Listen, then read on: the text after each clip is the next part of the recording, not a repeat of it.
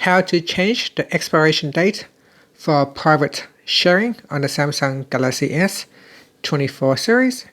First, tap on the home button to go back to the home screen.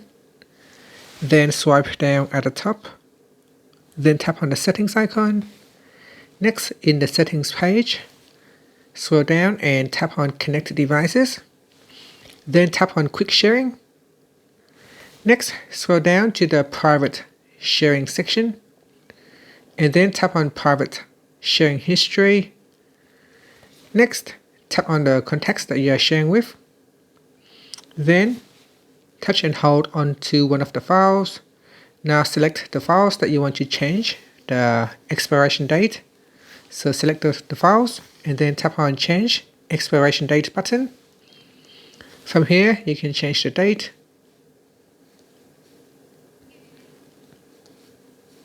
And then tap on done.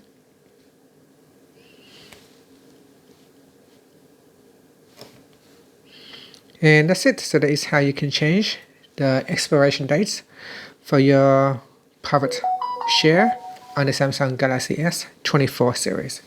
Finally, tap on the home button to go back to the home screen.